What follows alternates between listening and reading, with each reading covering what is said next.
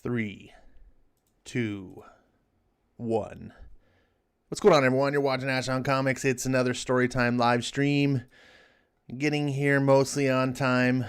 This is as much as you can really ask for these days. I hope everyone's doing nice, doing well, being healthy, staying away from the COVIDs and the riots and, whatever else is out there that we don't know of yet. Hopefully you're having a good time. Hopefully you're reading some good comics. I have not been reading good comics, other than here. I read with you. You guys are my primary comic book outlet for the moment because I got hooked on this book series I've talked about, and holy cow, it's really really good. It's called The Stormlight Archives is the name of the series.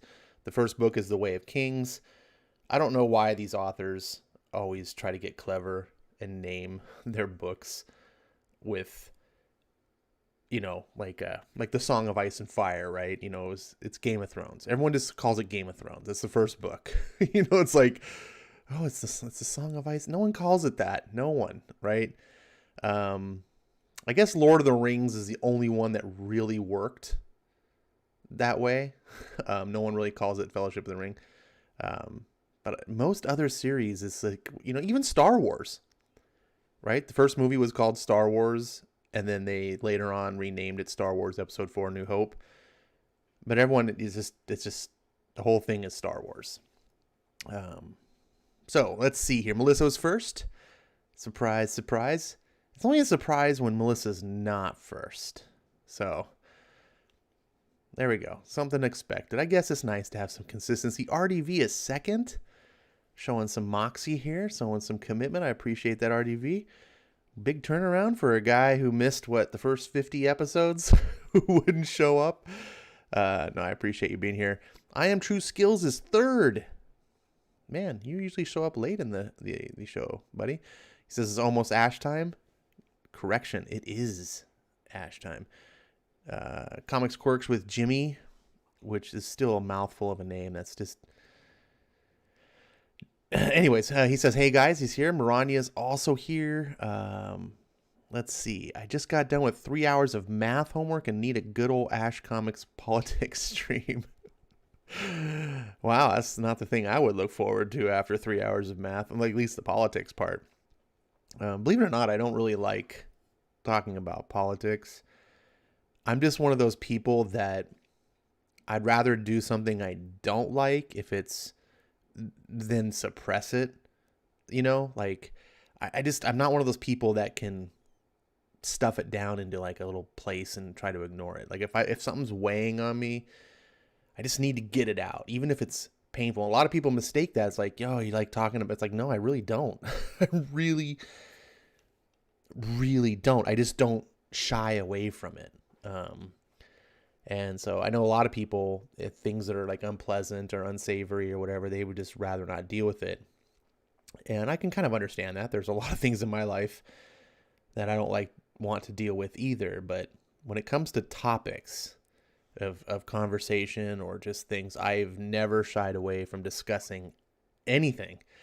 I think the only time I might actually be like, look, I don't want to talk about it right now, would be something that was like truly heartbreaking, like if a loved one just passed or something, it's like, look, I can't deal with this right now.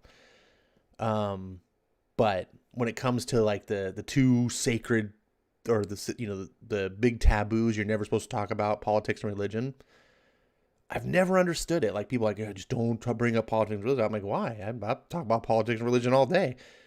And not necessarily because I want to, I just don't see any reason to shy from it. I guess some people might say, well, it's because of the arguments. We don't want you get in a disagreement about it. And some people, very passionate about whatever their particular side or opinion is. And then it's fighting and they just want to avoid the fighting and the conflict, which I can kind of understand. But, to me, I guess I just don't see to me, there doesn't need to be conflict at any time. If someone was just saying, like, hey, this is sensitive to me or whatever, like, let's change the subject. I'm, oh, okay. Like, I don't ever want to talk about any of these things to purposely offend someone or make them feel bad or shamed or make them feel stupid or whatever negative connotation that can sometimes happen when you're talking about one of these two subjects, which is usually why people avoid it. Anyways, I don't know why I'm even I don't know why I'm talking about these things. One of the things I've learned, at least that works for me, when you're trying to fill dead air and just keep the words flowing, which is very difficult, by the way. This is a difficult thing to do, to sit here and talk like a talk show DJ style, and just keep flowing with words, and you don't have a script to follow. You just have to keep the conversation going.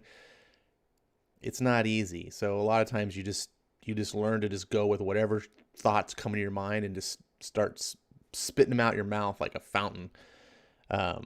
Let's see. Zach says, if you're not first, you're last.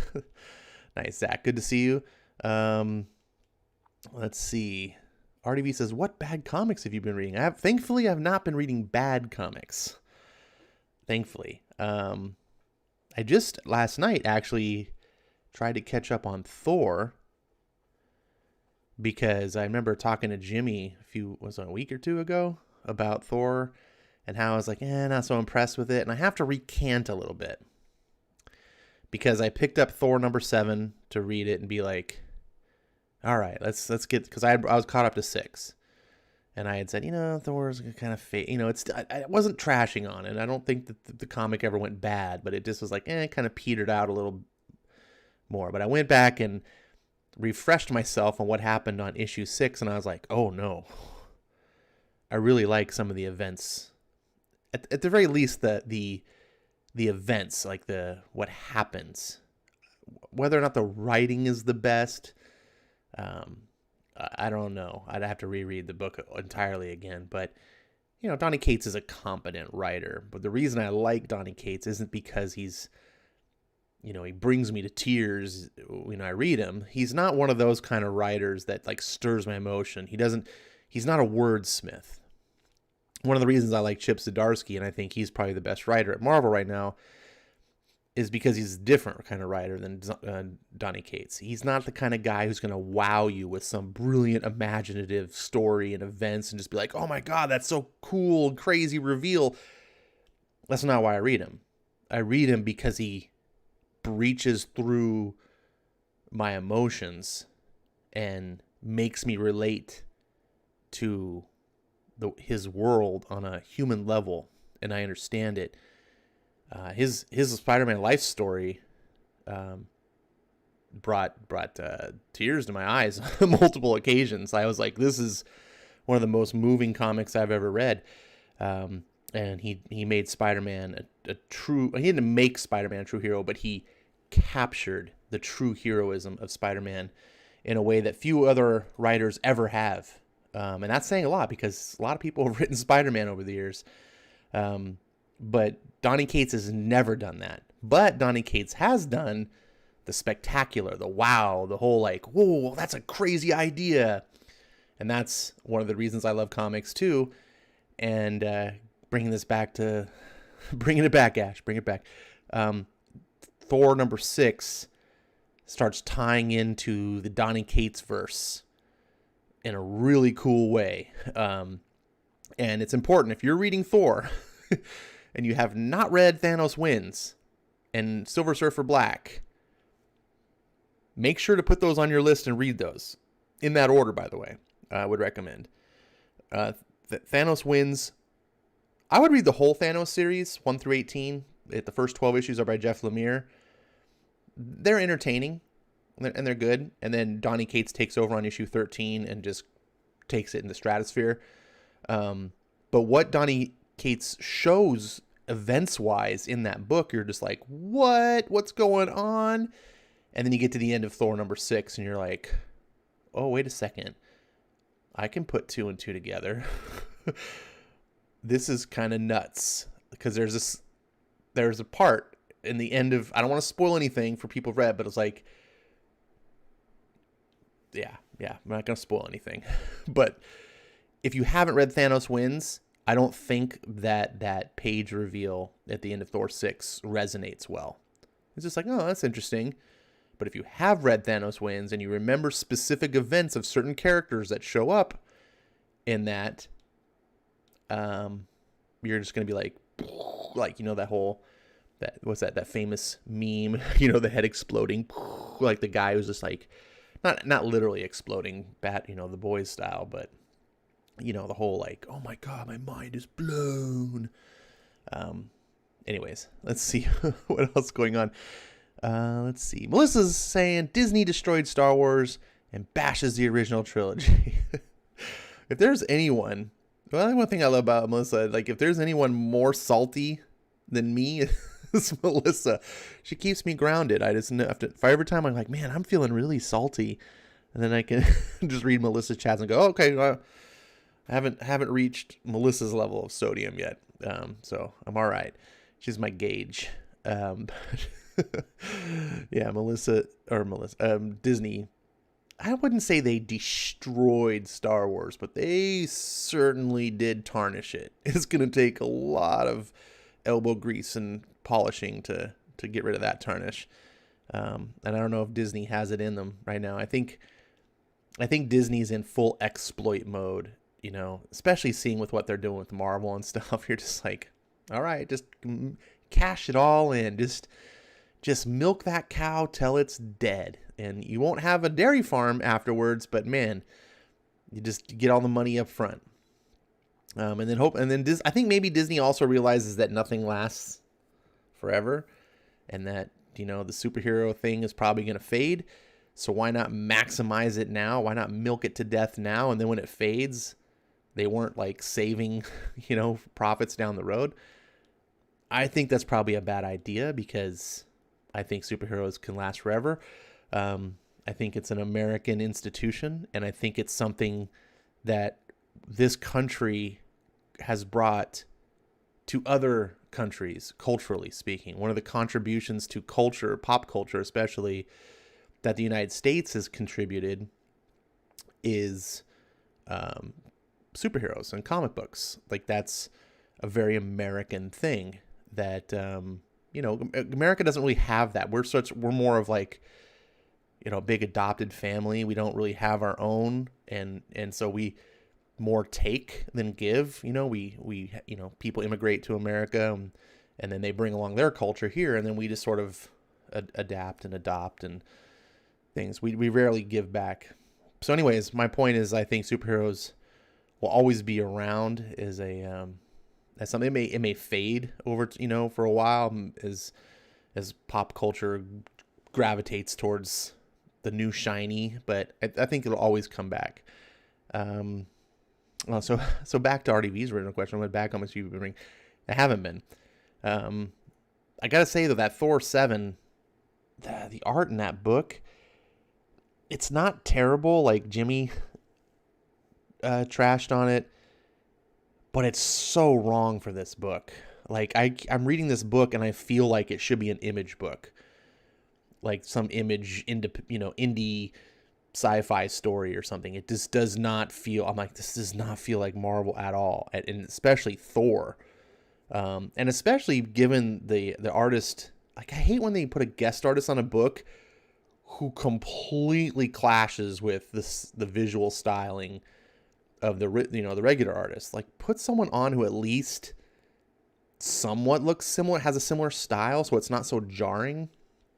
At the very least, one thing I do appreciate is that Kate's is doing like a side story. This looks like to be a 2-part story. So you've got the main thing that's going on, and then I forget the artist's name actually. Jimmy can probably correct me or remind me what the artist on Thor is. But you take that story is wrapped up. The circle, or at least that 6-issue arc is wrapped up, and now we're on a 2-issue arc that's like a side story with this different artist. I do like how Cates does that. I didn't like how Zdarsky did in Daredevil, where you'd have Cicchetto, Marco Cicchetto, yeah,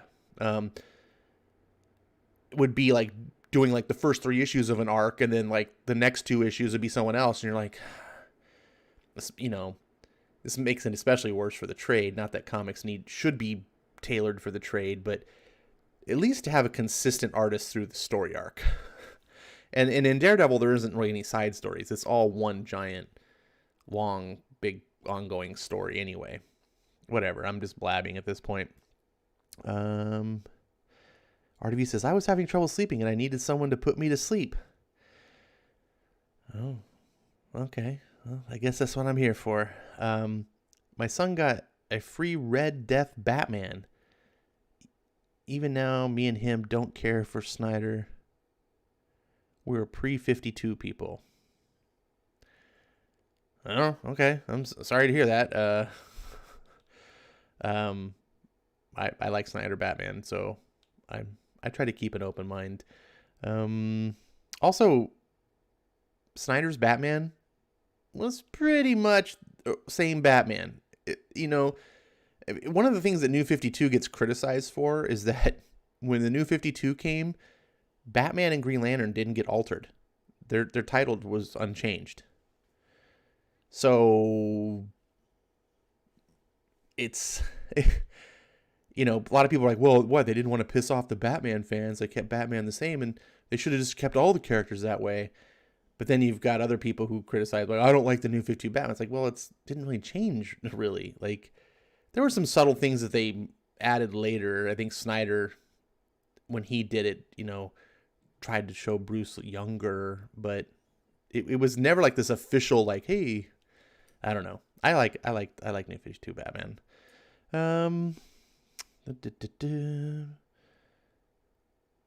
I will prepare you a script for Thursday, says Hardy V. Oh, okay. That should be interesting. I would go with it, actually, if you did. If you really did it. Hardy V says, I'm skipping Thor 8. Oh, you didn't like Thor 7? I didn't. Thor 7 was all right. The art was weird. I didn't even hate the art. The art's actually pretty good. Just not right for Thor. It would be fine for some weird, indie book. Kate's Guardians of the Galaxy run was good, too short, but good. Yeah, it was too short, and it was fine. It's my least favorite of the things that I've read of his, but it was entertaining. I mean, it got me to buy the series. I was really pissed when it just ended, and then they were like, "Oh, we're gonna reboot it again for His Highness Al Ewing, who no one cares about now that Immortal Hulk is ending, gone to trash, and then it's gonna end because it's gone to trash." Like, no one talks about Al Ewing's Guardians of the Galaxy run. No one. And I guess I have to call myself a little bit biased. Thor is like one of my favorite Marvel characters. I'd kind of rather have Kate's on Thor. But I was really liking Kate's Guardians too. Like, he was doing interesting things with them. I like that he put Beta Ray Bill in it. I was like, oh, that's a really good use of Beta Ray Bill. He made the team really big, which at first kind of threw me because I'm used to the Guardians just being like 5 or 6 people, and then they kind of rotate characters out, the X-Men style. But I was like, I like this kind of big thing of just this big group of Guardians, and I don't know, it worked for me. The art kind of was meh, but I would have liked to have seen what Cates could have done or would have done with Guardians of the Galaxy if he knew he had a long stint on it. Because one of the things that's cool about Guardians is they're this big. Well, they're not super like their powers are very mediocre, but they're a cosmic level storyline. So, and Kate seems to gravitate toward these big cosmic stories and bringing characters in. And like I said, he started off with Thanos, and then his big villain is Null, which he's having to incorporate in a Venom story of all places. Like, Venom used to be this street level book. Donnie always seems to go these big, grand ideas, and so Guardians of the Galaxy seems like it would fit right in with that. Let's see. Melissa says Funko Pop Red Death. Okay.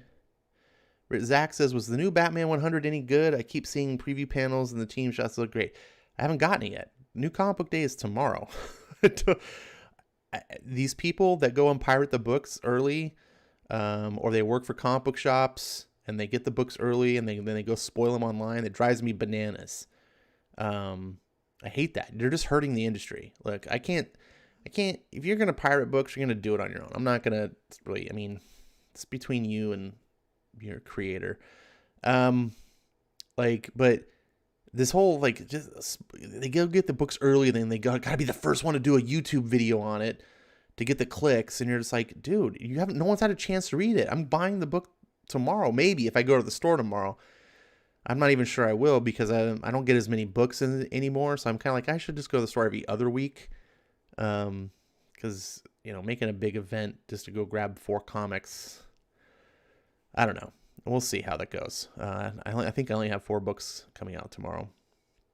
But I'm looking forward to it. I'm committed to. I'm not looking forward to having to pay the $7 for Batman 100. I'm pissed off at DC. I'm pissed off that DC went back on their promise to go monthly.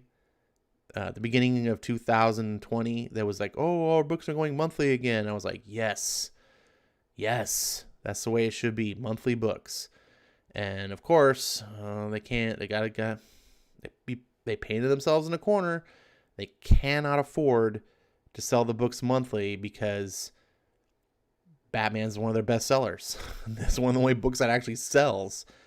And rather than make a second Batman book, that's what I would rather have. I'd rather have 4 monthly Batman books than 2 bi-weekly Batman books. That's the way it should be, in my opinion. Let's see. RDB says, I'm out when everyone gets a hammer. I heard that that's going to be the storyline. But here's the deal. Like, Donny Cates has really never dropped the ball for me. And sometimes ideas don't sound that great. You're like, that sounds kind of stupid, but when they're pulled off well, like some of the ideas, you're like, oh, that sounds stupid. I mean, I thought House of X and Powers of X was going to be stupid. And then I read it and I was like, oh, it was really good. Spider-Man life story. I was like, really? Is that what they're doing? Fantastic. When you're in the hands of a good author, I mean, it sucks now because we're so jaded that we're so used to Marvel failing 99% of the time that we're just like, oh God, what are they? Every time they end, this is what they're doing. You're like, just roll your eyes because you just cannot wait for how bad it's going to suck. As soon as Empire was announced and you saw like any images of it, you're just like, oh God, this is going to be terrible. And it was like, it just, but Donny Cates, he made Cosmic Ghost Rider work for me. And I was one of the people when I was watching on the sidelines when Cosmic Ghost Rider originally came out. I was like, whoa, what the hell is this stupidity? And I was following various people on YouTube and Twitter and stuff. And some people were like, it's dumb. And the other people were like, no, it's actually really good. It's if you take it for what it is, it's different, but it's done purposely that way. And so I was like, whatever. I've never been a Ghost Rider fan. I'm definitely not a comedic, going to turn Ghost Rider into this weird tongue-in-cheek kind of goofball antics character. I was like, this just doesn't seem for me at all. But I'm happy for the people that liked it. Well, like a year later, I found it in trade.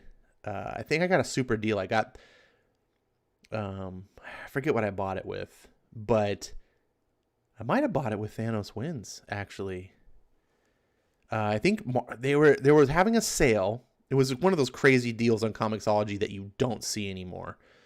Man, there was a time where you'd get like trades on Comixology from Marvel for like $1. Just be like, what the hell? It was a short-lived time, but the books were on sale.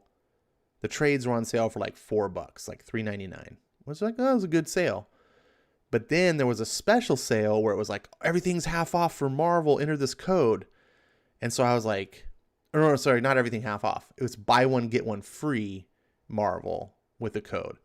And so I was like, oh, I really want to get this Thanos Wins I've been hearing about. It's only $4, but I wonder if this code will, like, it'll stack on top of it. So I did that, and then I did the Cosmic Ghost Rider. They're both like $3.99. Did the code, and it worked. So I got both books for $3.99. So it's $2 a piece essentially. I was like, sweet, cool.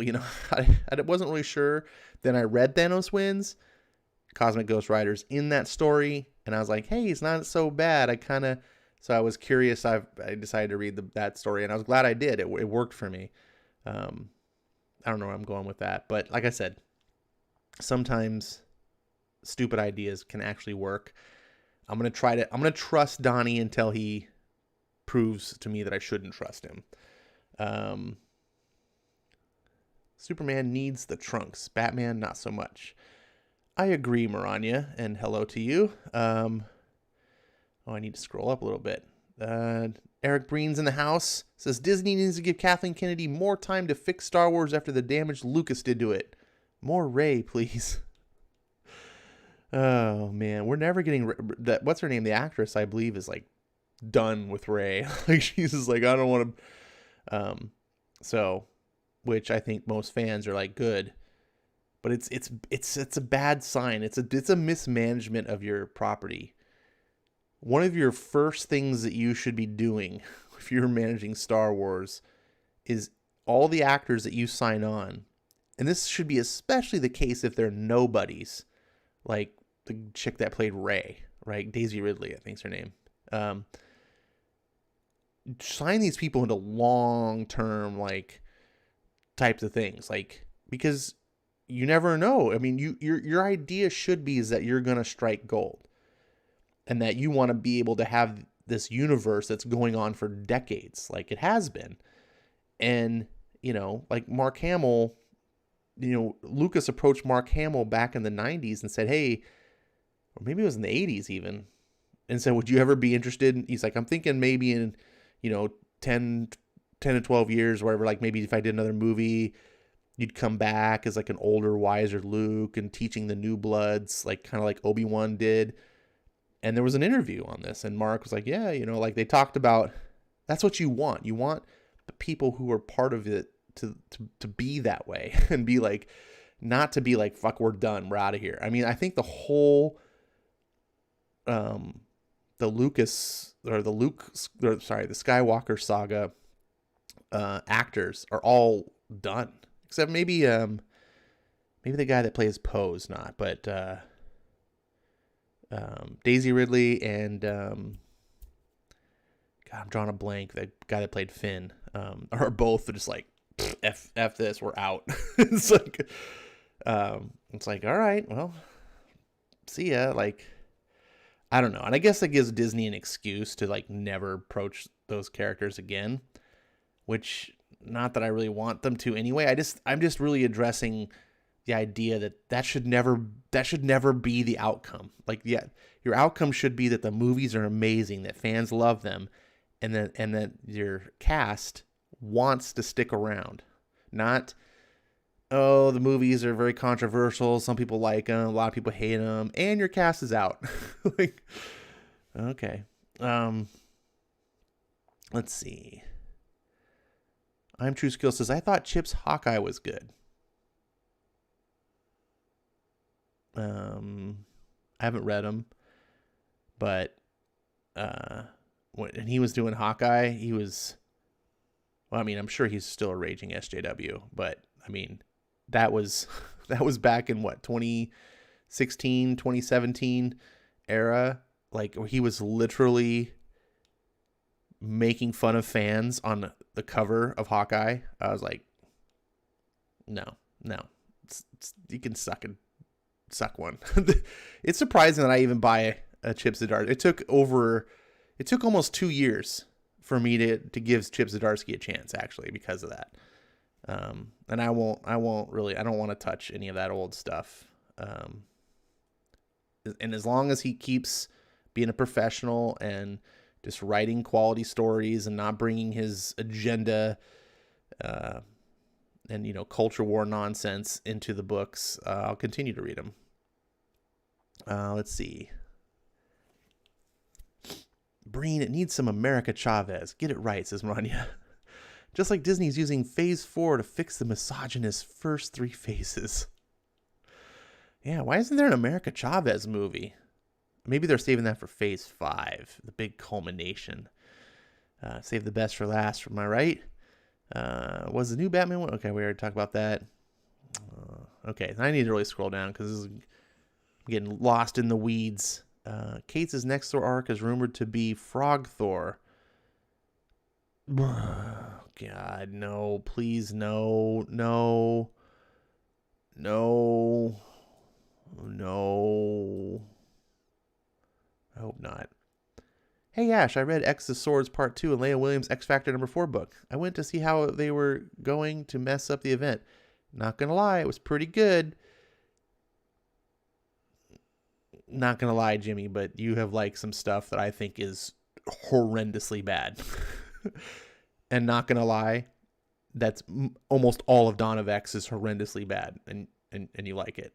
So I'm gonna take that with a big grain of salt. Eddie is better than everyone else.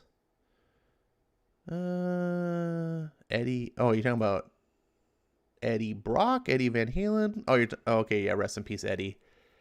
Revered, but he was overrated. Only Jimmy would say Eddie Van Halen is overrated. Oh my God, man. Steve Vai, Joe Satriani, Yngwie Malmsteen, Jimi Hendrix. I could go on. I think all those guys, besides maybe Jimi Hendrix, because he died, would even say that you're wrong, Jimmy. BB King. No, BB King? Come on, Maranya. Chuck Berry over Eddie Van Halen? Oh my goodness. BB King. This is a little piece of trivia here. You know, BB King didn't even know how to play a chord on a guitar. BB King was not a good guitarist. Now, he may have been a good musician, because being necessarily like the best talent on an instrument doesn't make you a great musician. Technical skill is important, but technical skill with zero artistic aptitude it gives you nothing. You might just be a good studio artist who gets paid to play, but also having 100% artistic aptitude with no skill means you can't translate your talent onto anything. I think BB King had a really good ear for music, was a great musician in that aspect, but not a talented guitar player. And if you're talking about talented guitar player, Eddie Van Halen is going to go down as one of the all-time greats. I just don't think, Eddie Van Halen hasn't been active since Jimmy's been alive, so that's gonna hurt for that perspective. Apparently there is word that Daisy is gonna have another Star Wars project related to Disney Plus. Perhaps when her career tanks and she has no money and she realizes, oh shit, no one wants me to do anything real, so go back to Star Wars and my bread and butter. It's like the old Star Trek curse when these actors like, I'm not going to get pigeonholed into doing Star Trek. And it's like, remember Anthony Quinto? He's like, he wouldn't, after he did start the JJ's Star Trek movie, he's like, I'm not coming back and stuff. I don't want to get pigeonholed into being Spock. And it's like, dude, you motherfucker, like, why did you do the movie in the first place? Like, and then of course he came back and did 2 more movies, because what else is Zachary Quinto gonna do, right? It's like these people, these actors, they get them such a big head, and it's like they forget where their bread is buttered. And it really just annoys me, because I think most of us would kill to just be that level of success. Like I'm just a Star Trek star. That's it. I don't do anything else, but for the rest of my life, I make Star Trek TV shows and movies, and people love me. Like, that would be enough for probably all of us here listening, right? But these stars are like, nope, I don't want to get pigeonholed. You're like, oh, Jesus. Let's see. Hickman's run turned Kenny Pride gay. Jeez, mother, keep going off on the rant. Never ends. Yes. Hickman destroyed X-Men. We get it. Well, he didn't destroy him. He dug up the bodies, and then he like chopped them up and mutilated them, desecrated the graves. They were already destroyed. He just, kind of just reminded us that he could mutilate them even more. Tehillim is here. Hey, Tehillim, he says, I have a video going up for my next haul, which might be able to answer something for me of some of the free comics I got. Okay, he's talking to Eric Breen, not me. I'm relaxing watching your stream, drinking a nice cold Corona with lime. There you go. That's the way to drink Coronas, with a fresh wedge of lime.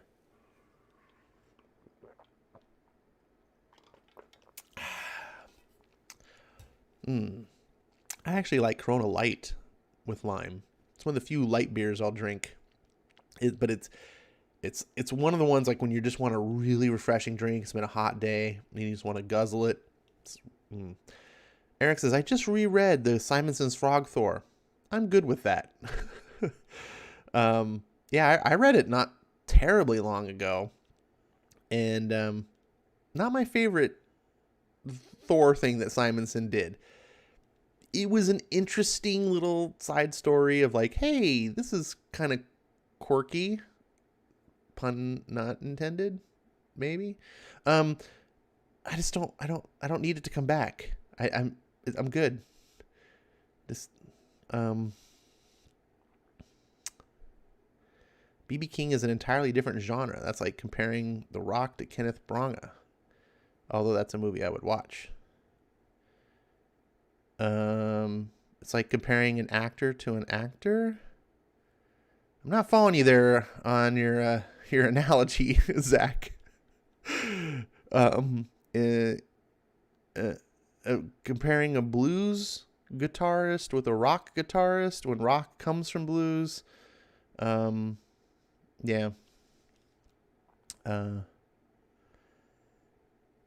Jimmy says, I have to admit, even though B.B. King is my favorite musician of all time, not the best guitarist at all. He couldn't play chords and only knew the pentatonic scale. There you go. When I think of artists like B.B. King, I think of bands like Green Day, right? Green Day is this like mass, I mean, whatever you make fun of them today or whatever, they were a huge success in the 90s. And they came out of, well, I don't want to say nowhere, but they kind of did. They could barely play anything. they like knew like this, like 3 chords. But what they were able to make musically off of 3 chords was really impressive. They took such a limited environment and did so much with it. And then you've got other musicians that are like so fantastically skilled, can play like 6 different instruments and all this, and they can't make any music you want to listen to save your life. And I think that's something to be said.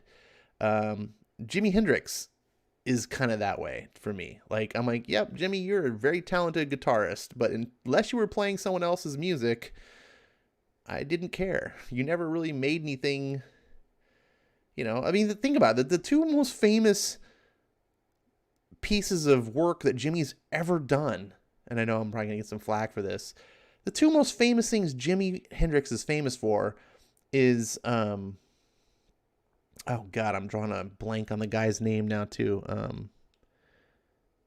What's the name? I need Breen on this. What's the name of the? Oh, jeez, my memory is so bad these days. The artist. God, he's such a great songwriter, but he can't sing for shit. Oh God. Now I need to look this up. Oh God, you guys are like, why are we here? Tune out.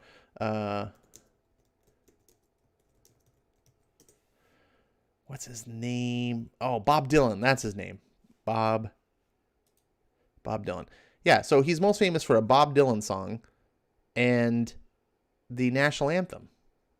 Like, he elevated both songs to new levels, but he's not famous for anything of his own. Well, I'm going to say he's not famous for it, but I should move on from this topic. I'm going to get eggs thrown at me. Zach says, do you get your Corona Light from China? No, I get the Corona Heavy. The Corona, what is it? They have the new one, the Corona Premium. You don't get light Corona from China.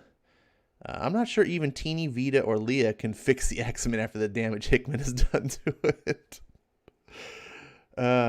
Eric, the real question is, can Gabby Rivera fix it? That's the thing.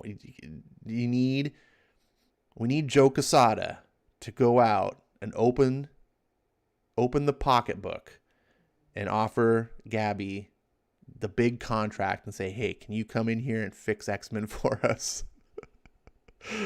Let's see. Zach says, Rock is an action star and Kenneth Branagh is a classically trained in Shakespeare. Probably could have made a better example, but it's late. Well, The Rock is an action star, but he has done some dramatic roles. Likewise, Kenneth Branagh has done some action kind of role. He's in the new Nolan film, Tenet. And man, is he good. He is good in Tenet. He plays the villain, or a villain, I should say. I don't want to spoil anything. That movie is full of plot. Man, I was like, God, Kenneth, this is your A game. He brought it. He was good. Let's see.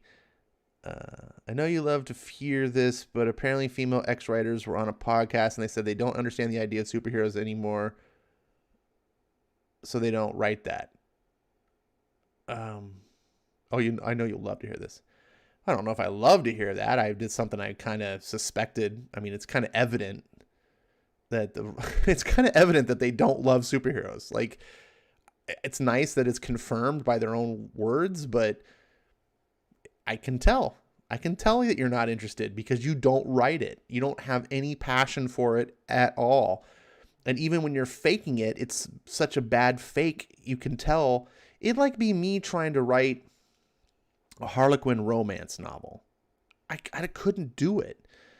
Like, I just don't have that understanding and, more importantly, the passion to do that. Now, I'm sure lots of women who are into that sort of stuff would, because they understand it, they understand what moves them about those types of stories, that they're more likely to be able to recreate and do themselves. There's that old adage, right? What you know. And if you don't know superheroes, if you don't know why superheroes work, if you don't understand why Superman is, the hero that he is at DC, you can't replicate it, no matter how good of a writer you are. You have to understand. Eric says, Bob Dylan, All Along the Watchtower. Yeah, he probably called it before I looked it up. Thanks, Eric. Did Ash say Hendrix wasn't a good musician? I need to hurt something. I'll be back. I didn't say he wasn't a good musician. I'm saying that he was more noted for being talented guitar player than a musician, like as a composer, his writing of music. I don't think Hendrix has written any music that stood the test of time, right? Conversely, someone like Mozart has written stuff that's been replayed for hundreds of years. People are still playing his music. That's just the difference, right? Is someone, 100 years from now going to be playing Hendrix's music? Probably All Along the Watchtower, because Bob Dylan was the musician there, right? Like, Hendrix was just the super talented guitarist that took that music to a new place. That's what I was trying to say, if that wasn't clear. Eric Breen, that may be, but you could possibly be more wrong about the rest. I don't know what you're talking about, so I'm going to pretend I'm not wrong. Don't be an idiot, Ash. Of course Gabby would fix the X-Men. Yeah, I would pay. That would get me back into X-Men again. It used to be that only Jonathan Hickman could get me to pick up an X-Men book, but now that time has passed. Now only Gabby Rivera can get me to pick up an X-Men book again. Let's see. Zach Richmond says, what dramatic role has The Rock done? Well, he was in Get Shorty. Was he in Get Shorty or just the sequel? Or was Get Shorty the sequel? Those two movies. He was also in that one football movie where it wasn't a football. It was like he He worked as a correctionals officer for kids, like for a juvenile hall. And it was, I forget. He's done a couple, and that's actually kind of where I noticed that The Rock, like, was more than just an action. He's more than just like an Arnold Schwarzenegger or, your Jean-Claude Van Damme. Like, The Rock actually has some serious acting talent. Is he going to win Academy Awards? Probably not, but he does understand acting. Guys, we need a new 52 Didio to be publisher and writer for Gabby Rivera, Bendis, King, and Slott to take up the mantle of X-Men. Yikes. No. We just need Gabby Rivera. You're putting too much spice into the soup there, Jimmy. Breen, the Rays beat the Yankees. Here's a sports ball. Anyone that beats the Yankees gets my approval, although I don't watch Major League Baseball anymore. Haven't for a long time. And their sellout to Black Lives Matter has cemented that. Speaking of Black Lives Matter, and speaking of sports that I don't watch, did you guys see that the Lakers walked off the court in the finals? Like, yeah, okay, they were losing really bad and whatever, but they like walked off the court like a bunch of crybabies. The only reason I saw it is because some people posted it on Twitter and stuff, and I was like, what? I have never seen something like that in my life. What a bunch of prima donna ninnies. Holy shit. Anyone that is wasting their time following this, giving these guys money. These guys are making millions, sometimes hundreds of millions of dollars in the case of people like LeBron James, to play a game that they grew up loving, right? It wasn't like they were in Soviet Union, and just being like, you kid, you're going to be doing gymnastics for the rest of your life, like what? And just like these kids grew up playing basketball because they loved it. In the case of LeBron James, he was so good, he pretty much got drafted out of high school practically. And now they're making his whole life has changed. Multi-millionaire, set for life, his family set for life, his children, his grandchildren set for life. Walk off the court like a bunch. I was like, what? And on top of that, they're going to preach to me their stupid politics. I was like, anyone watching NBA, I'm not going to go so far as to say you should be ashamed of yourself, but just look in the mirror. Just have a little, come on. Don't give these guys any of your time. You do what you want, your life, but I was appalled. Let's see. Eric Breen says, now I'll stream with you again since you have finally seen the light. I've seen the light in what? What have I seen the light in? RDV says The Rundown is The Rock's best movie. RDV, I think I'm going to have to agree with you. I can't believe that. Me agreeing with Venkman. What is the world coming to?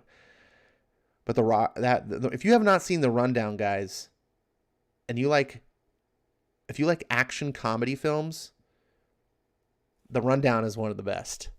Like, it is. And I cannot believe that movie never got a sequel. That movie was begging for a sequel. Oh, man. And I hated, what's his name? Scott Williams. What's that guy's name? Jason something Scott Williams. And he's got too many first names that I can't remember. He was in the American Pie movies, which I couldn't stand. And I remember when The Rundown came, I was like, oh man, that guy, hate that guy. He was amazing in that movie. I love The Rundown so much. Yeah, good call. Good call, Venkman. Let's see. Ed Brewer says, who gets more credit, the writer of the music or the performer, in your opinion? Oh, the performer always gets more credit. Most of the time, you don't even know that someone else wrote the music, right? A lot of time you just go, well, it's so-and-so did that song, But Yeah. Let's see. Jimmy says Voodoo Child, Fire, Hey Joe, Purple Haze, Killing Floor, Valleys of Neptune, Little Wing, I Need I Go On. All crazy famous songs.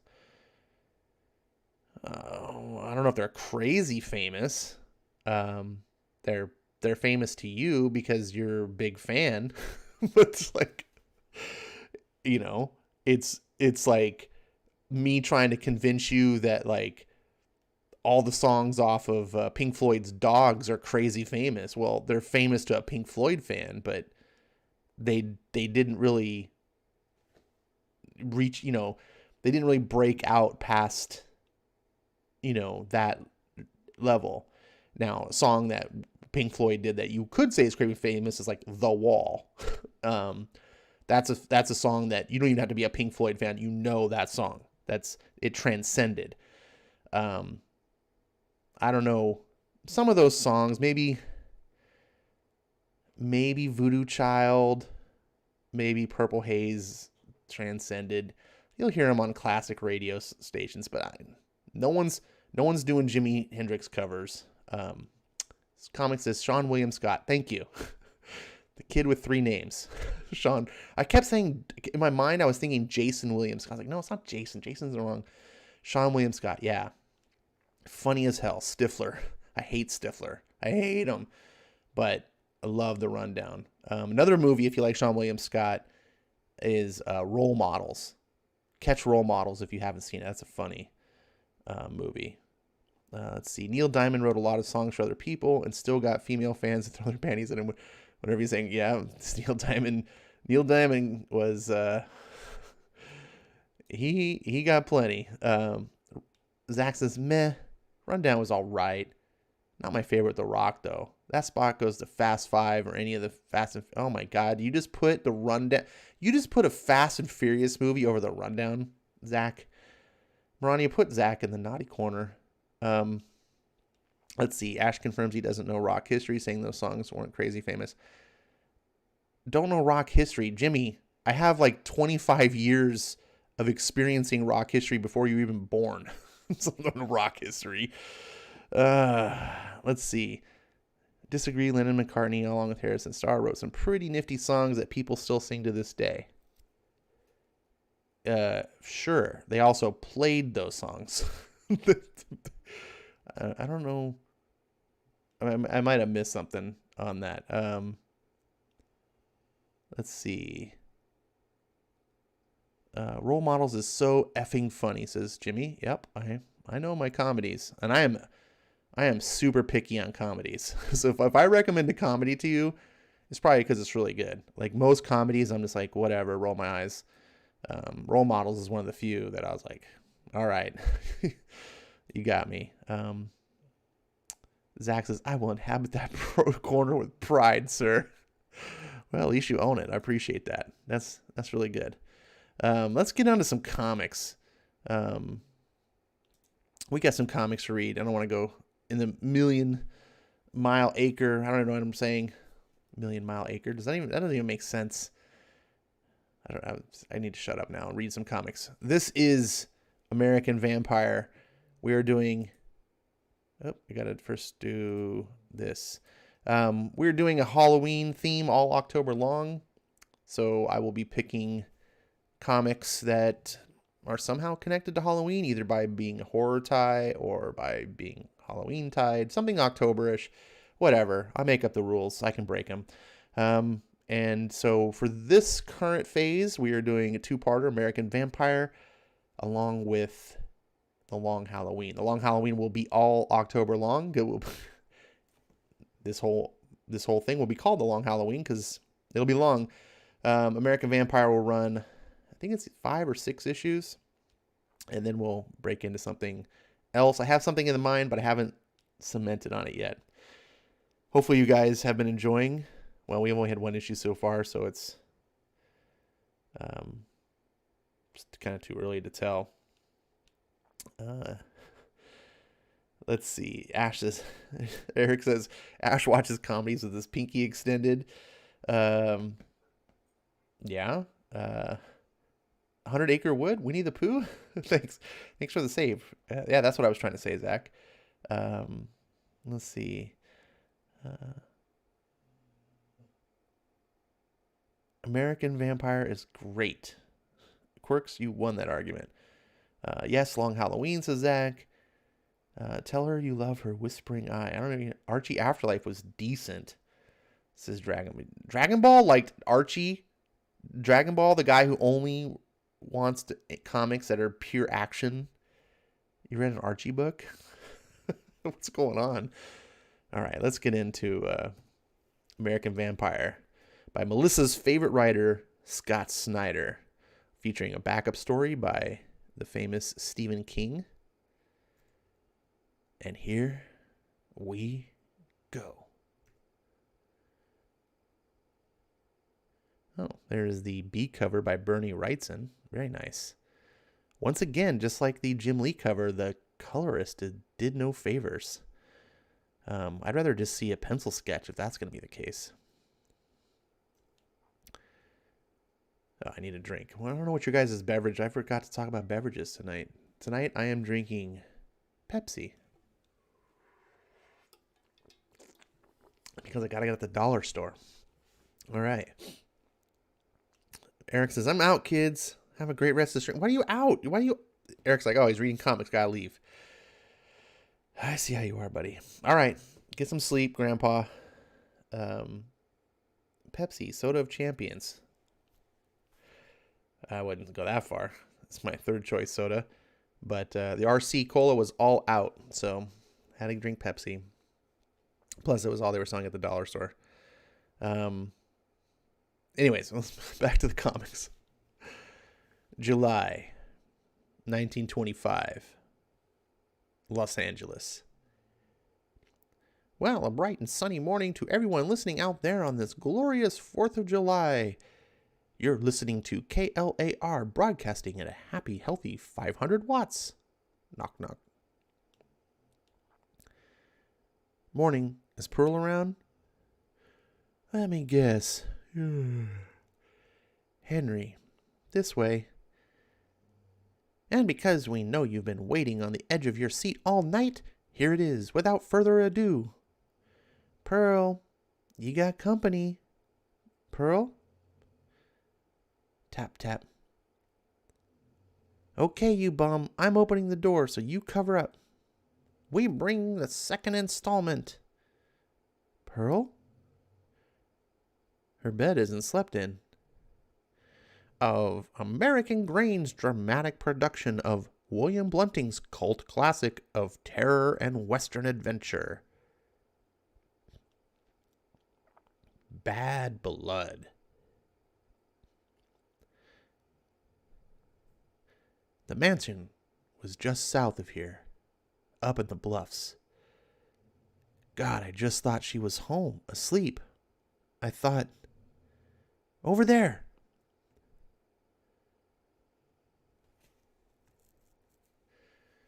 Pearl! No! No! Get her in the car. Morning Star. Written by Scott Snyder. Art by Raphael Albuquerque. You know, I really wish Raphael Albuquerque still drew this well. The stuff he seems to draw now just feels like hacked out crap. I don't. This stuff feels a lot more polished. I think it's the inking. I think he's taken a lot more dedication and polish on the inking. Some of the stuff I read in his Batman books, like he did the Batman Who Laughs miniseries. I was like, ooh.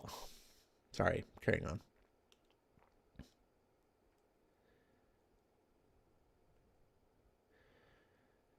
I'm afraid her condition is more than a matter of blood loss at this point. The damage to her body is extensive. But you said they were just skin deep. The animal bites? The bites themselves aren't the problem. It's the internal damage, the injury done to her organs.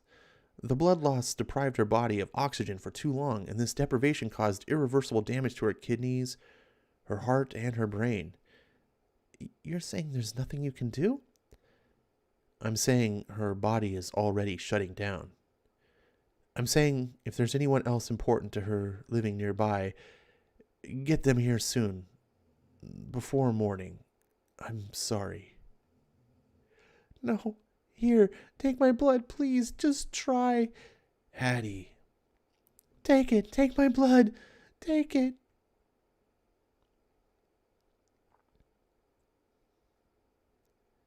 Fireworks in the window. Ain't that a shame? Old Block's party actually bored you to death. Still, I can't in good conscience let you miss out on our country's 149th birthday. It'd be downright unpatriotic of me.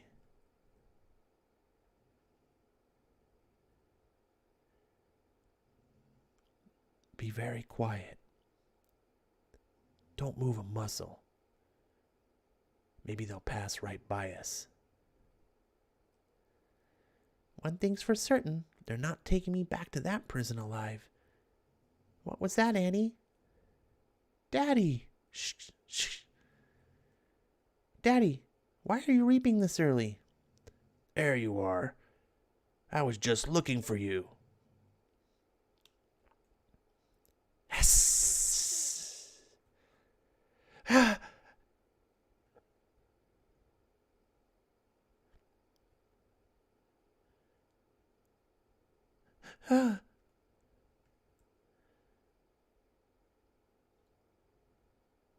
Click on the light. Hate to say I told you so. Stay away. You're one too, aren't you? Easy there, Dolly. I just came to say hello and goodbye. What happened to me? Let's just say an evil old queen put you in a deep sleep. But then I came along and I kissed you and turned you from a frog into a princess. You got your fairy tales mixed up, asshole. Now, what happened to me? Well, the bad news is you died. Die? But, go on. You know what happened. They came. They came out of the shadows. Monsters. And they were biting me. But then you... Jesus, I'm so thirsty. And my mouth. There's something wrong. I could feel teeth behind my teeth and... Oh, God, what am I? You tell me. Deep down, you know already. You can feel it. I can. I do. I'm a vampire? Like them? Oh, no, Dolly. You're a vampire like me. And believe me, there's a big difference.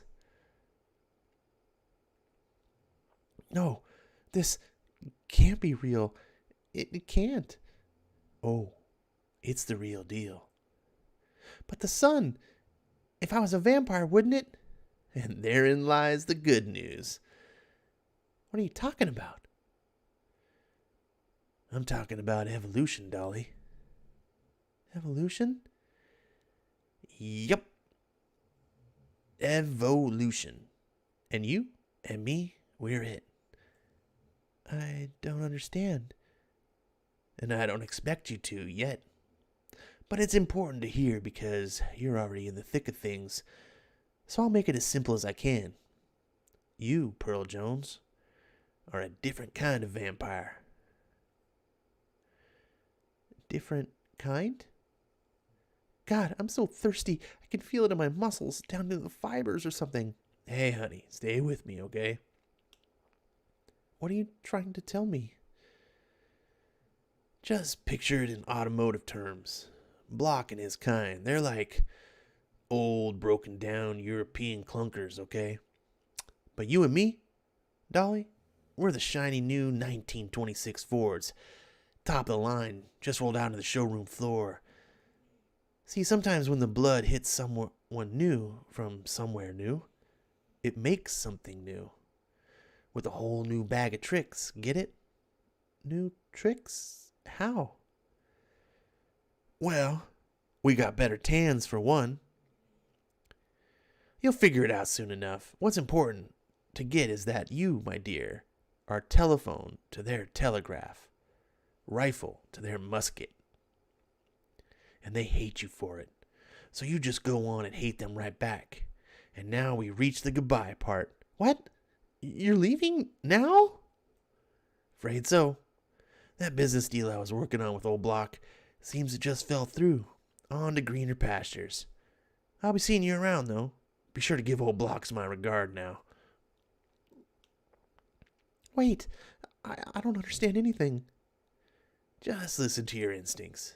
That's what I do. Oh, and I left you a note on the icebox. Kind of a us versus them scorecard. Peruse at your leisure. But why? Why me? Oh, I don't know. Maybe because I'm just sick of Block and his kind having their way with pretty little country girls. Or maybe because I can't keep out of trouble. Maybe just because I like you, Dolly. Like I said, you got spunk.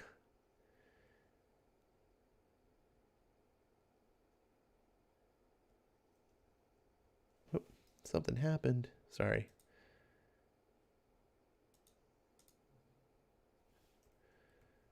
I hit a button. I don't know what button I hit.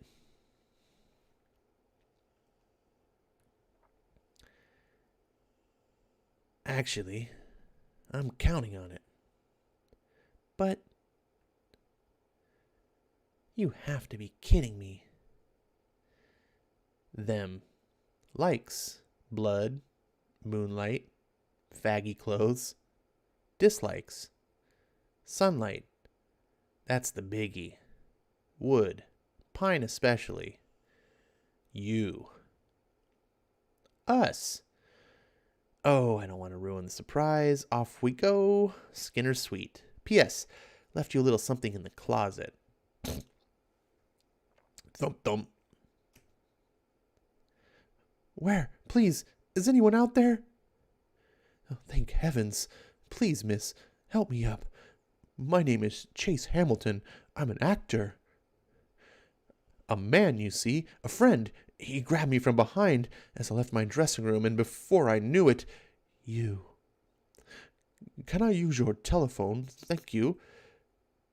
You fed me to them. Yes, that's right, operator. Excuse me again, but what's the address here? And do you have anything I might use to cover myself with? Yes. No! Help, please! What did you do to me, you bitch? So numb. Can't move. There's something special about you, Chase. A quality. I just want to gobble you up.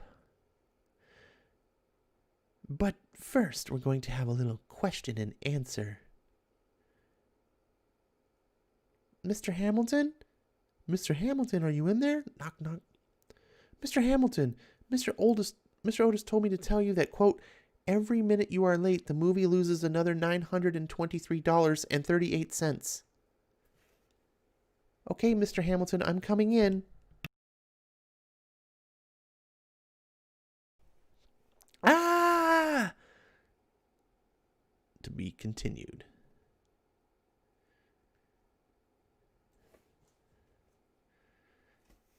All right, let's see. Where's the chat at? Okay, so Erica's out. That's where the chat ended. Oh, you guys didn't talk very much. Eric says, never liked Ash.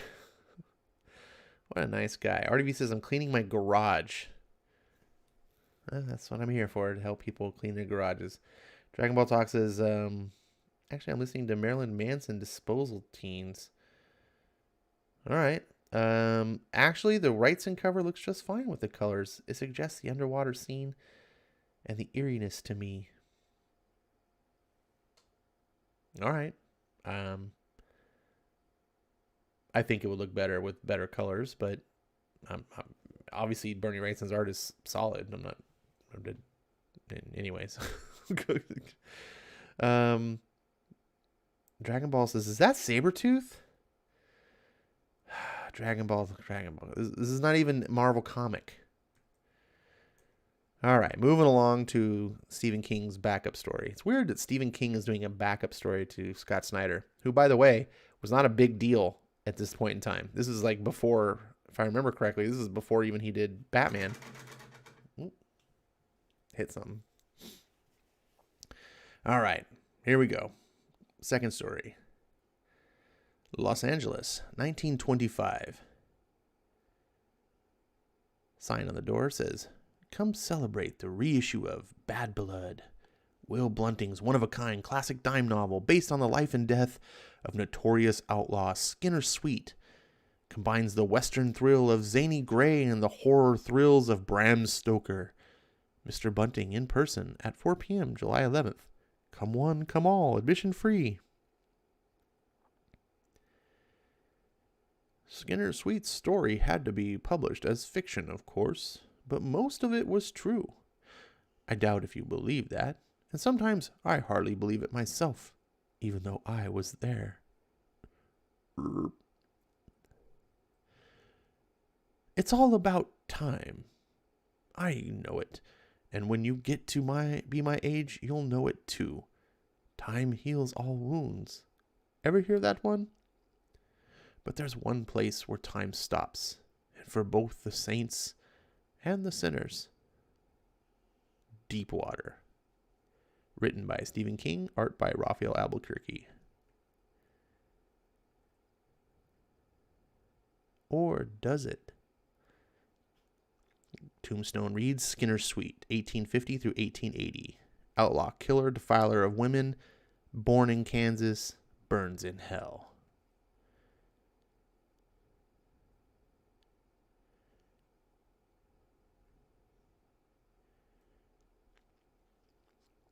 After the fight with Skinner Sweet, James Book lapsed into a coma for 4 days. After Felix Camilo got the telegram, I think part of him must have hoped Book would never wake up. But on the 5th day, he did. Where am I? Mrs. Pruitt's rooming house in Sidewinder. You're gonna be all right, Jim. Skinner Sweet.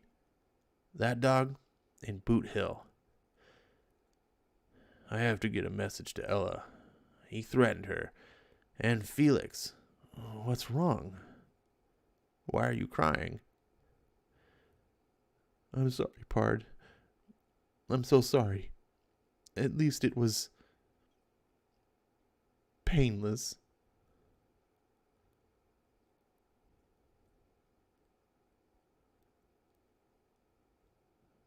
If you remember, if you weren't here in the last episode, Skinner sent his wife a bottle of poisoned wine with a note that he forged from him. That's pretty sadistic, telling his wife to drink up, and yeah. We lie to protect the ones we love, but they rarely believe. More often than not, they see the truth in our faces. I wish you weren't dead, you poison son of a bitch. Then I could dig you up and kill you again. There's one thing I can do. He pisses on his grave.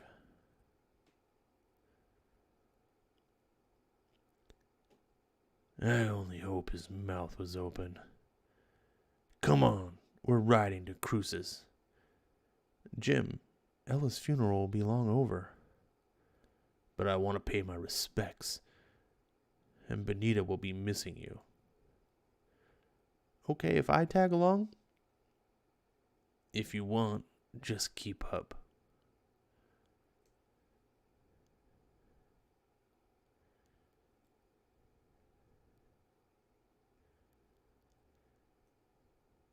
Our Pinkerton friend seems well enough to leave town. This does not displease me. Grusgott, Percy, the sun, watch what you do.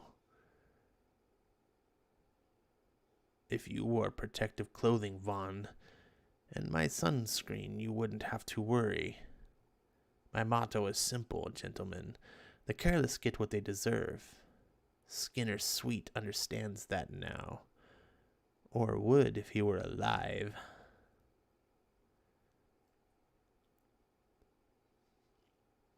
Maybe he still is, yes? Or did that idea never cross your mind? Only a Russian could conceive such a ridiculous idea. Your blood touched him as he lay dying. In la sang est la vie, the blood is the life. I can't. Why is it gotta be French? C'est vrai? I don't know how to pronounce it. I'm afraid he might. What? Rise? You think I would allow that to happen? Americans are only food, like the great slabs of cow that they shovel down their throats. All the same, your blood splashed him. And you were seen. N'est-ce la passe? I can't. God, French sucks. Sorry. By a few outlaws and a writer from the sensation press. Skinner Sweet is dead, and there's money to be made. Not in this shit-littered trail stop either. It's the railroad and the land south of here, in the New Mexico territory. The land we picked up for pennies an acre. It'll be worth a fortune once it's irrigated. And our dam is built. What the hell? Looks to me like they're getting ready to build a dam. That's crazy. Why'd anyone want to dam up the Bayou River? Don't know and don't care, but I care about your father, Felix. The rest of Skinner's gang has got to be around here someplace. Will he be all right? Senor Hector always lands on his feet. Someday he's going to be mayor. A Mex mayor in Colorado? No offense, Felix, but that'll be the day men fly. Thanks to the foothills surrounding it, this shithole's going to be under 60 feet of water 3 years from now. Which means Skinner Sweet will be under 66 feet of water.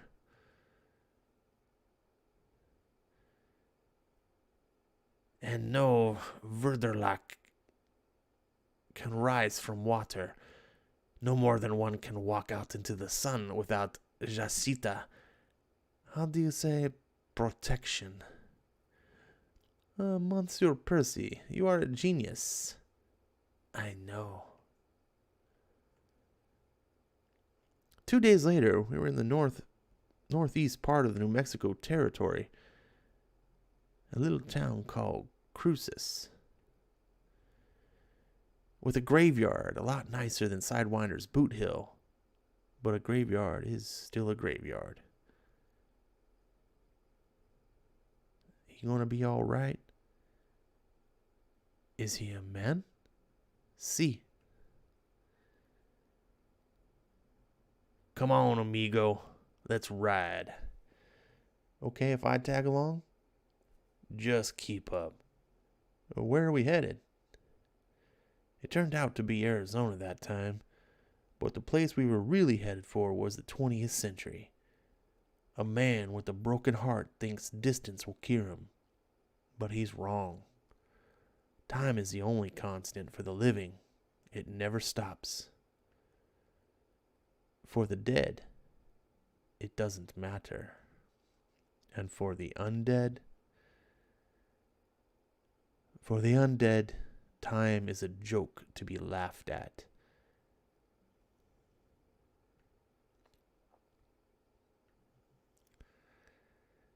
Not bad, but I wish some sweet stuff. It's all about time. I assure you of this. By late 1883, time in Sidewinder had grown short.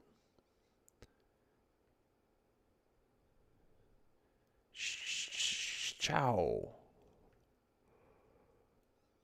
Miss Pruitt's boarding house, the sign reads. Decent rooms.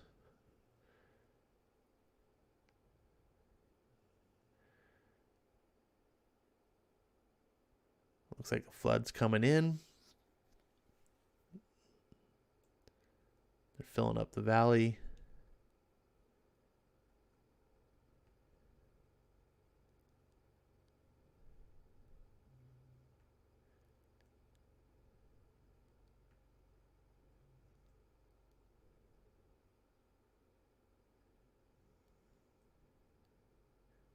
Skinner Sweet lays in his coffin. Water's coming in. By 1885, I'd forgotten all about the town of Sidewinder. Riding with Jim Book and Felix Camilo kept me occupied.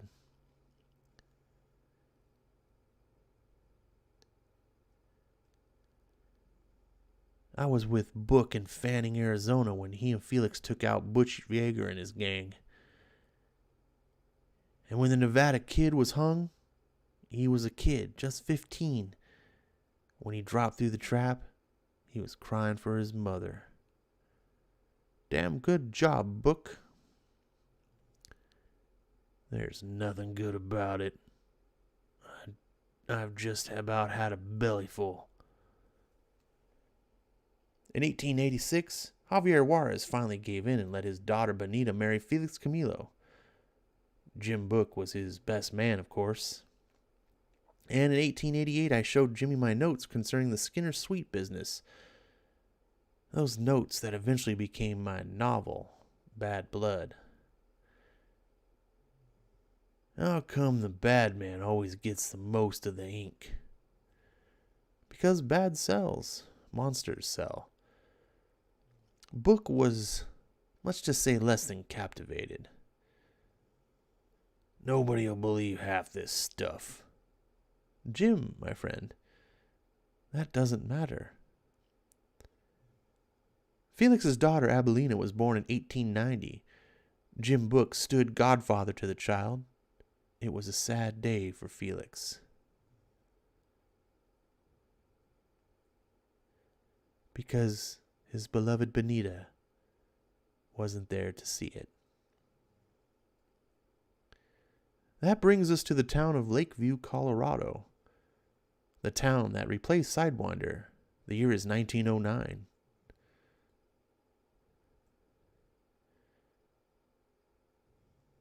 I have never seen diving gear like that. Goddamn scavengers headed up to where Sidewinder used to be. If we're lucky, they'll drown like polecats in a plugged up privy. We're right over it. Fire up that compressor. If Sweet's coffin ain't floating free, you may be able to dig down to it. What used to be ground is only silt now. Anything in his pockets will be worth money. That hat of his bid be good. Foot. In a pinch, any skull will do as long as a collector thinks it's Skinner Sweets. We're $100 richer. Just don't foul the fucking hose. Foot.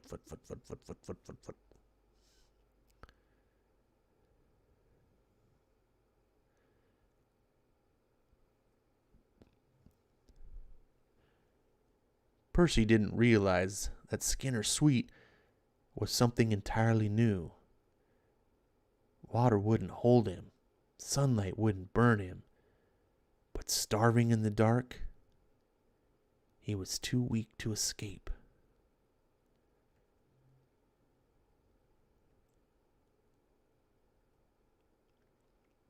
Hello, motherfucker.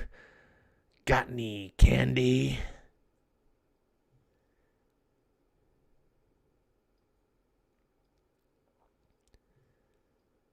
It's not about water. And it's not about sun. It's about time.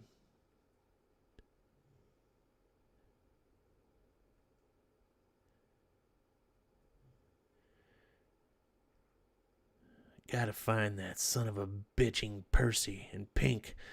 Lots to do, but first, 1909. In America, it's a new century.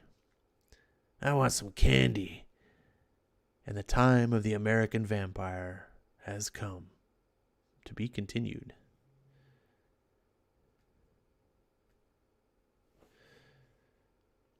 It's a good book. Good book. Not great, but good. And I really like Raphael Albuquerque's art on this. Like, I can kind of see why he kind of became a thing for a while. When I was introduced to his work, it was more, I guess, later, his current career, and I'm like, I don't see what the big fuss of this guy is. Let's see what you guys thought. Did you guys enjoy? Did you fall asleep to the dulcet tones of my voice?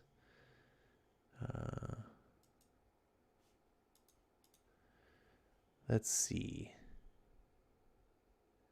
Oh, very little discussion. RDV says, "Damn, I missed the story." What do you mean, damn, you missed the story? Killing me, Smalls. Melissa says, "Vampires are cool." Yeah. I can see that. Rusty Deo's in the house. He says, "Good day." Dragon Ball says, "Friday the 13th is free on PS Now." Well, I don't have PS Now, so it's not free. RDV says, "I like the second half. I started watching when the lady in the blue dress was laying there dead." Yeah, the second half was the Stephen King story. I kind of like I like the way this is being done here, with Scott Snyder telling his story and then Stephen King telling the origin kind of this character. I wonder how that came about. I wonder if Stephen King wrote the origin and then Scott took that and built a story around. I don't know. That's weird. Or did the other way around? Did Stephen King... It seems weird that Stephen King would take someone else's character and write a story origin for it.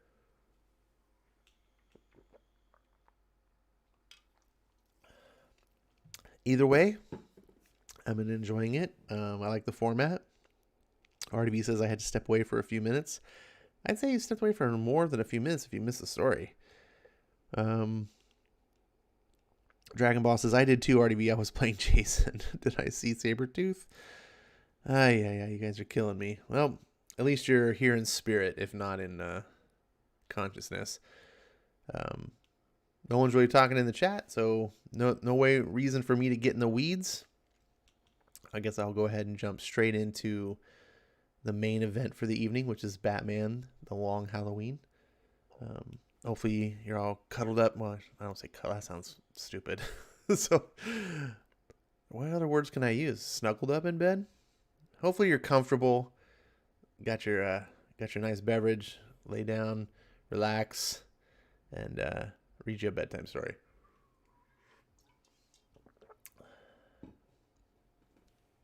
This is Batman: The Long Halloween, issue number 2.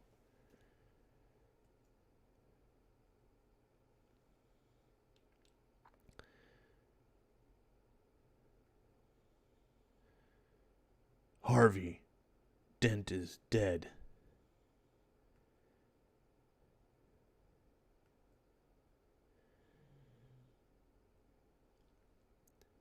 We know you did it, Mickey. But we also know you're nothing but a little fish. And the only thing little fish are good for is catching bigger fish. Fish? We want to know who hired you to do the job, Mickey. If you help us, maybe we can help you.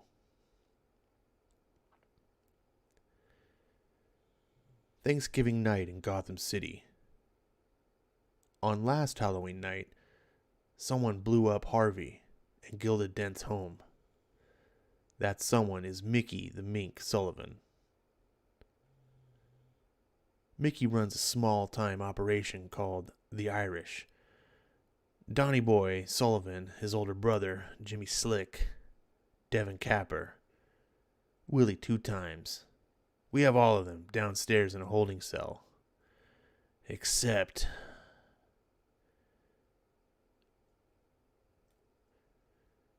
I don't want to be here. My wife is home making a turkey and stuffing, and that's where decent, honest people should be on this day.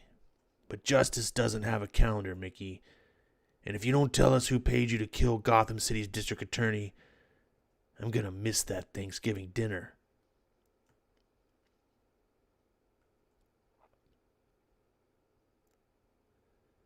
Then, I guess you'll be missing your Thanksgiving, boyo. 'Cause I don't know Carmine Falcone. Never even heard of, what'd you call him? The Roman? You made that bomb that blew up Dent's house. This nail was part of that bomb. Every nail has a serial number, like a gun, and we traced it to the manufacturer. What hardware store was it sold to? A hardware store 2 blocks from your apartment. We have the receipt.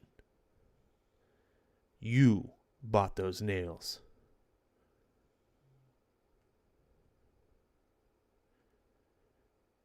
Harvey Dent. 'Tisn't like he didn't have it coming. If'n it weren't for me that done the deed, there was a line around the block to do it anyway. Mickey talks. You bought those nails. You knew I would find you. It was only a matter of time.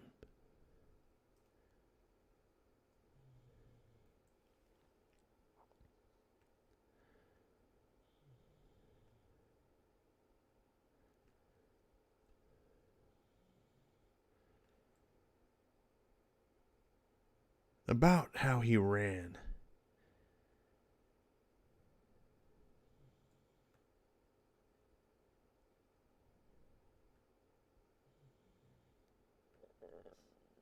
Like a rat into Gotham sewers.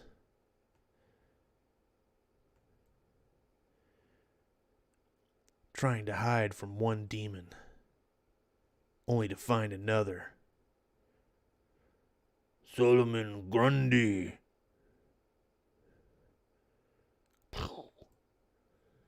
Born on a Monday. I have no quarrel with you. Solomon Grundy, born on a Monday. I only came for the man who disturbed your privacy. That man. Solomon Grundy, born on a Monday. Solomon Grundy, born on a Monday. Solomon Grundy, born on a Monday. Solomon Grundy, one of Gotham's lost souls.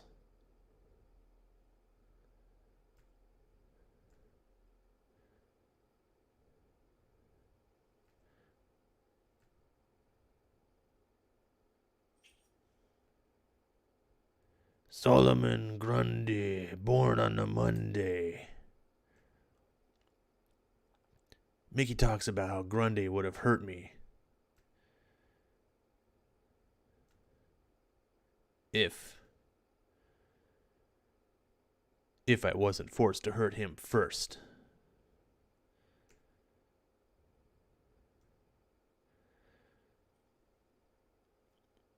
Solomon Grundy was innocent of this whole affair. Solomon Grundy, born on a Monday. Born on a Monday. Solomon Grundy. Reminding me of how deep the Romans' roots have dug into my city. You found me, like you said. I did the deed. That's what you want me to say, right? And I'll put it in writing, boyo. But make no mistake, we all know what Dent gone and done. What? What is it you're saying, Mickey? Exactly. Only you gotta be asking yourselves, who killed Johnny Vitti?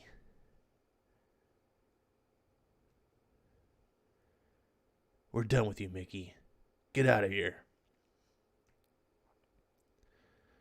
Do you think there was anything to what he was saying?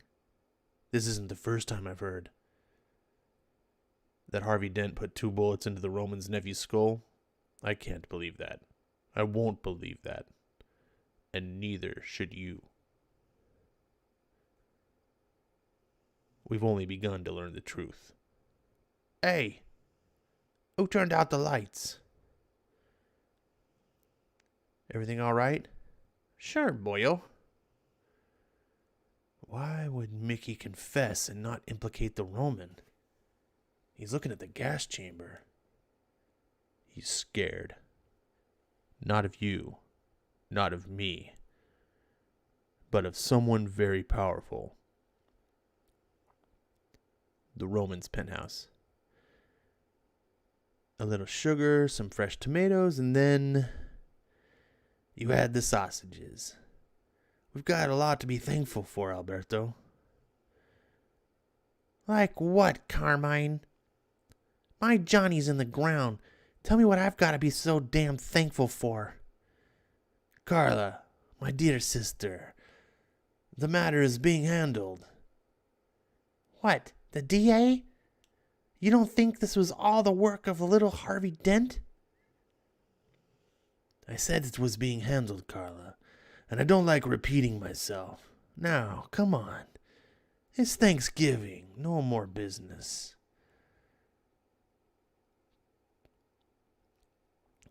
This wasn't business, Carmine. Johnny was my only son, my baby. The holding cell. You lads know what to do?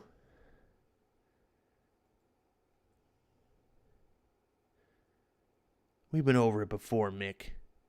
Tain't like we got to go over it again. Tain't never been this far in the mouth of the lion either, Donnie. When we stick together like we always have, so we get caught in his throat. Ha ha ha ha ha. Jimmy Slick. 'Twas me that drove the getaway car. I'll put it in writing if you want. Dapper Kevin. I delivered the package to the woman, to Dent's wife, you know. I'll put it in writing if you want. Willie 2 times. I followed Dent home, I did. Followed him home. I'll put it in writing, if and you want. Put it in writing, I will. Donnie boy. I threw the bleeding switch, and I'll put it in writing if you want. 5 confessions, including Mickey. Rehearsed. Clean. Whatever the Roman is paying them, he's getting his money's worth. Bring Mickey back up. Anything? Nay. Falcone's name was never mentioned.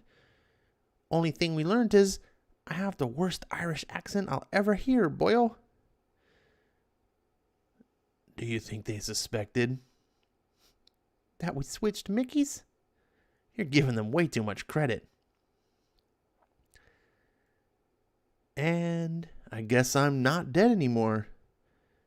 I don't know how you do it, Bats, being 2 people at once. Assuming you are 2 people. So, without a murder charge to spook the Irish with, I'm for letting them walk. We put up the word on the street that they cut a deal and see how the Roman reacts. We can still charge them. They confessed to attempted murder. They blew up your house, put Gilda in the hospital for God's sake. They'll make bail in an hour, bribe the judge, and we'll still have nothing. Charge them, Harvey, or I'll find someone else in the DA's office who will. Harvey was wrong. They made bail in less than an hour. The Dents spent Thanksgiving together at Gotham City Memorial. Gordon went home late.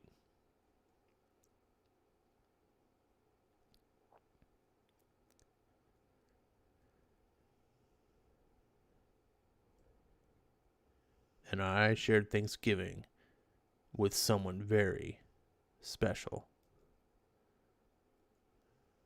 Solomon Grundy, born on a Monday.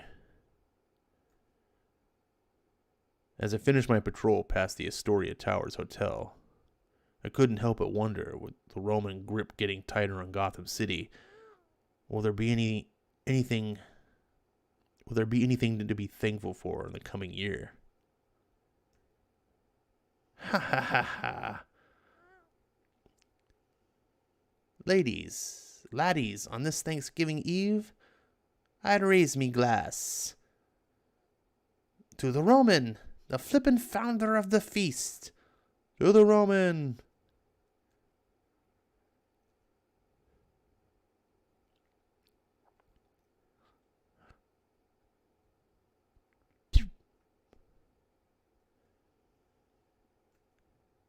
Assassin comes in and murders everyone.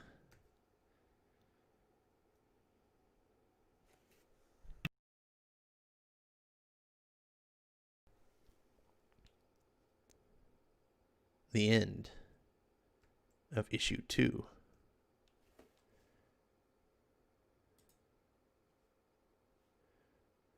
Man, this book is really written for the trade, isn't it? Oh wow. It's good. I'm definitely enjoying it, but it doesn't feel like, reading these as individual comics, you can feel the decompression. If you sat down and read this in one sitting, you'd probably get a nice big meaty story, I can tell, but that as a single issue, it just felt like a chapter of a story, not an issue of itself. This is definitely one of the earlier writing for the trades. 13 issues, that makes sense. It's a long story. Let's see.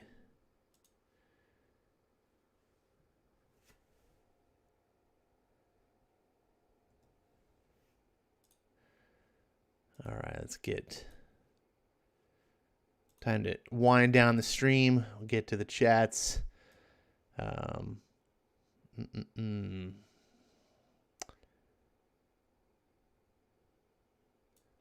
Let's see. RDV says, I'm laying in front of a fan buck naked. Read to me, daddy. You're disgusting, RDV. Dragon Ball says, put some boxers on at least.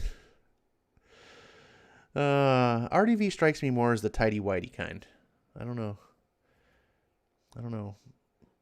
He doesn't strike me as a boxers guy. I could be wrong though. Melissa says, I love Grundy. Grundy is immortal. Grundy is of the Legion of Doom.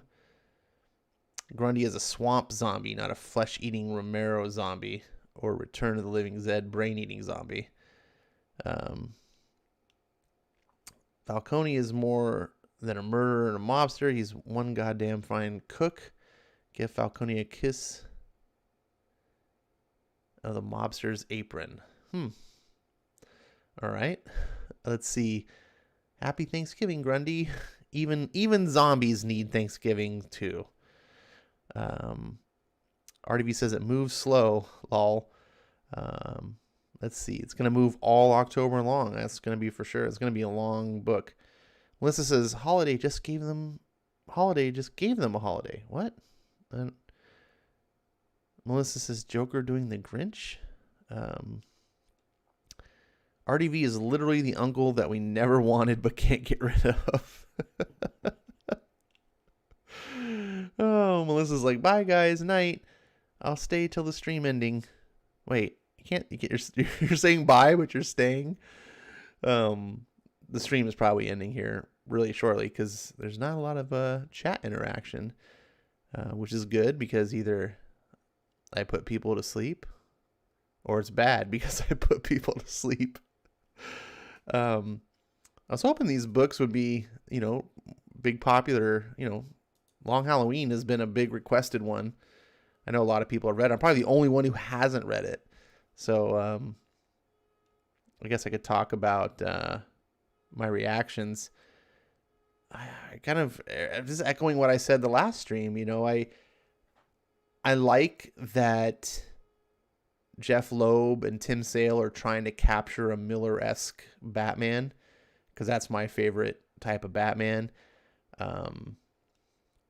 They don't really do the Miller like monologue, the way Frank does, but I'm kind of glad for that, because I've seen a lot of writers try to copy that and they just don't do it well. And it's like, when you try to copy something, it's not you. It just comes off bad. It's like when Tom King tries to be Alan Moore. It's like, just don't. Just find your own voice.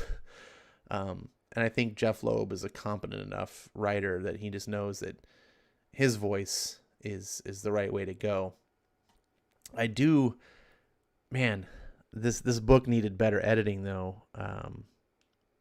Or maybe I'm wrong. Maybe it's just because I'm reading it frame to frame. But so many times I'm just like, who's talking? I don't know who's talking. But if I was reading the full page, it might have a different experience. So I'm not going to criticize that too much. Tim Sale is a guy that, he was around during my era back in the late 80s, early 90s. So I definitely like Tim Sale a lot. Because he reminds me of Frank Miller's art. And there's something to it. He took over Jim Lee's Death Blow when Jim Lee was trying to imitate Frank Miller's art on Death Blow, and then he left and he got Tim Sale, which kind of made sense. I kind of like that gritty style, and Raphael Albuquerque tries to do it, but his current stuff is just too blotchy and distorted, and I don't know. It to me, it is everything that people tell me that Tim Sale is, but I don't see the same problem in Tim Sale. I don't know why that is. But this is a partnership that I miss. Especially it works for me on Batman. I think noir stories like this, when you're doing a noir Batman story, that I like this dirty kind of grungy art. I don't like, Jim Lee is one of my favorite artists of all time. I don't think he fits. He's too crisp and clean for a Batman story for me. I like the blotchy, muddy feel. Anyways, that's just my thoughts. I'm enjoying it so far, but there's not been enough story to really be wowed by it. I'm just more of like, okay, it's solid, like it's going somewhere. It's like when you're reading a few chapters of a book, or when you're reading a book and you're just into the first few chapters, okay, it hasn't been enough time yet to really impress me, so I'm just sort of going with the flow and waiting for that big impression to come. Let's see. Ronnie says, I haven't read Long Halloween either. I'm going on this journey with you, Ash. Oh, cool. Awesome. Well, it's nice to I won't be alone in that aspect. RDB says, I need to go to sleep soon so I can get to the comic book store at 11 a.m. when it opens up. Oh, because God forbid the comics are all gone, like right after it opens? Or are you just that excited about the comics you're picking up tomorrow? Melissa says, Mad better quote Alice in Wonderland, and Scarecrow does his nursery rhymes. Jimmy says, me too, Melania. So Jimmy's never read Long Halloween. What is it? There's three people here that haven't read Long Halloween? This is supposed to be one of the all-time classic books.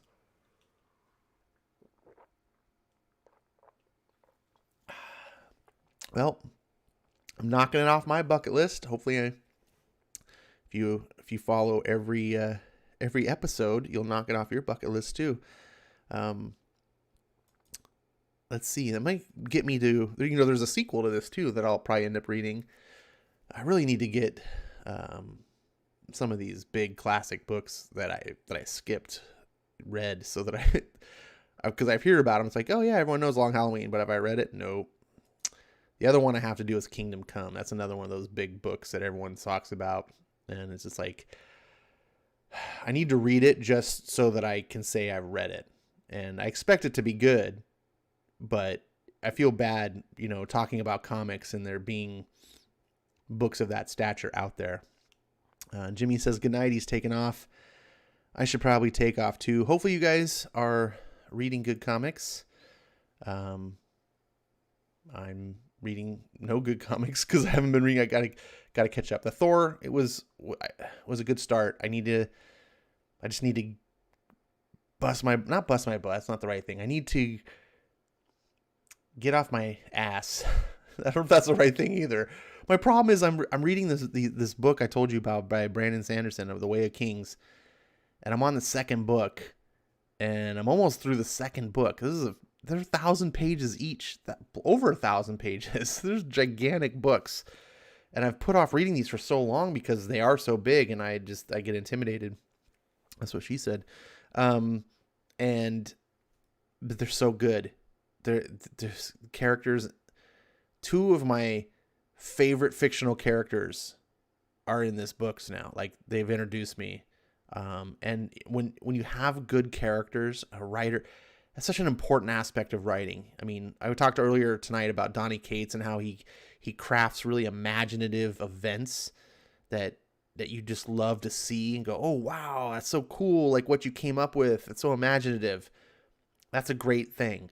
And I talked about how Chip Zdarsky can, like, touch on the human condition and get you to relate and make you feel things. That's really great too. But another aspect of writing that not everyone can do, in fact, I think very few writers can do very well, to be quite honest, is characterization. And in comic books, you don't quite need that as much. It's a more visual medium. Characterization does matter. And this is, one of the reasons why I love the Tomasi Superman run so much. And like why I loved, I talk about his Super Sons because I fell in love with the characters. But most of the time you're reading comic book, you know enough about the character, you like them, you just want to see their adventures. But when you get lost in a good novel, or if you have a favorite movie that you like to just watch over and over, it's because those characters, there's something about them. We talked earlier about that movie, The Rundown. The Rundown is such a fun movie to me. But the reason why I elevate that movie above so many other movies isn't because on the surface it's such a great movie, but those characters are so fun. There's something about them. They're so magnetic, and I can watch Sean William Scott and The Rock like just interact all day long. Like that's why I want to see sequels. I just want to see those two characters come together again. That's why the original Star Wars trilogy is the best, because even though technology's improved and you get better special effects and everything, the prequels that George did not have the great characterization. The characters weren't near as compelling. The Disney ones we talk about are all a mess, but that original trilogy, man, Han, Luke, and Leia, and Lando and Chewbacca, and then the two droids, those characters are so fun. You just love seeing them interact on screen. This book does the same thing. It has Brandon Sanderson. Dude is a master. I'm on the second book. I can't stop reading it. Every time I want to read something, I'm like, I should read some comic books. Oh, I got to get through this book. So it's really sucking up all my time. Ronnie says, Kingdom Come is good. To me, Marvel's is better. Well, Marvel's is one of my favorite comics ever. So if it's not as good as Marvel's, I won't be disappointed, because that's a bar that few things can reach. Let's see. Dragon says, talk all night. No law against it. Not yet. No, I'm not going to get into politics. This would be a bad time. But no, I really should, because I really want to read more of Words of Radiance is the name of the second book that I'm on. And I'm on like chapter 60 something. I think there's like 80 chapters. So I'm getting close. And then there's another book after that. And then the fourth book comes out in November. So I'm just stuck into this. Hardy V says, well, actually, nice one. All right. I'm gonna try to do both. I'm gonna